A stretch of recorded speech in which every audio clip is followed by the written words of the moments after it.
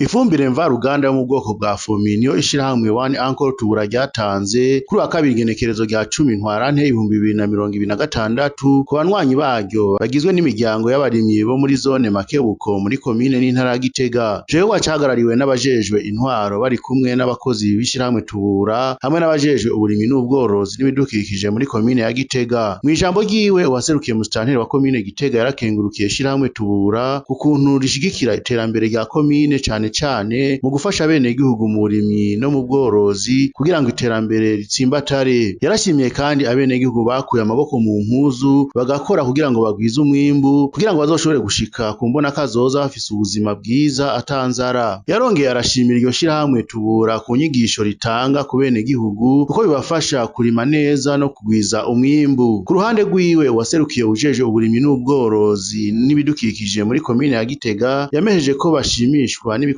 vy'ishirahamwe Tubura kuko bunganira leta mu guteza imbere uburimyi mu gufasha abene gihugu. Yahamagariye abarimyi gutera imbuto zirobanuye kugira baronke umwimbu mwiza. Yarongeye abasaba gukoresha umwavu w'ikirundi, asigura ko ifumbire mvaruganda iza ije kunganira. Yasavye abataratera gushishikara gutera mu gihe abamaze gutera nabo bobandanya babagara. Yasavye kandi abaronse iyo fumbire gusabikanya n'abandi bataronse bongere bakurikize ubuhinga bahabwa n'abafundi b'indimo. Yamuremye Jean Claude aserukira ishirahamwe Tubura mu ntara ya Gitega yamejeje ko iryo shirahamwe ridashobora gushika ku migambi yaryo, nico gituma rero ngo bakorana n'abajeje intwaro mu gushikana ibikorwa vy'iterambere ku bene gihugu. Yavuze ko ifumbire bashikiriza abarimyi iva mu ruganda rwa Fomi ari naco gituma babaha iyo bashoboye kuronka. Yasavye abaronse iyo fumbire kuyikoresha neza kugira ngo umwimbu wiyongere. Yamuremye Jean Claude yaribukije kandi abarimyi nawe nyene kugwiza umwavu w'ikirundi kuko ifumbire mvaruganda iza ije kunganira abarimyi. Yamejeje kandi ko ishirahamwe Tubura rizobandanya gushikiriza abarimyi ifumbire kuko izoza iraboneka.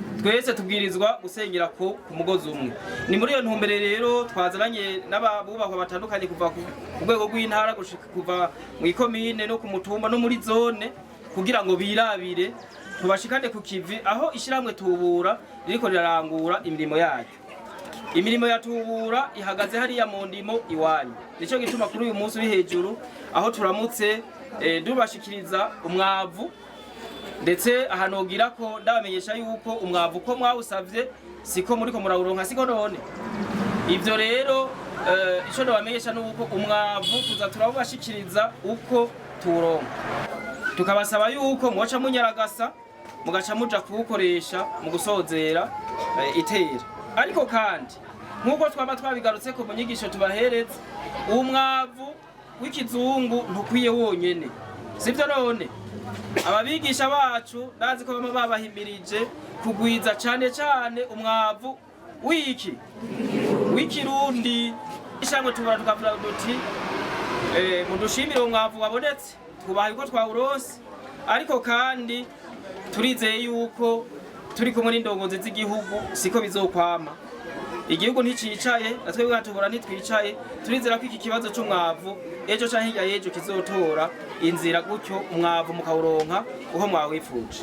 Umuhanuzi wa Buramatari ajejwe ubutunzi n'iterambere mu ntara ya Gitega Mbazabahizi Medali nawe yarashimye ibikorwa birangurwa n'ishirahamwe Tubura ku kuntu bashigikira abene igihugu kugira ngo bashike ku mbona kazoza. Yahamagariye abene igihugu kwitwararika cane uburimyi n'ubworozi ko ivyo bizotuma imiryango igira ingo zifashe neza. Yamejeje kandi ko uburongozi bw'intara ya Gitega buzokora ibishoboka vyose kugira ngo bushigikire abene gihugu. Anasaba abajeje intwaro n'abahinga mu burimyi gusabikaniriza abene gihugu ibibonetse vyose ku rugero rungana. Leta ngo iriko irita ku rutare kugira ngo ifumbire iboneke ku rugero rushimishije gutyo abene gihugu biteze imbere biciye mu burimyi.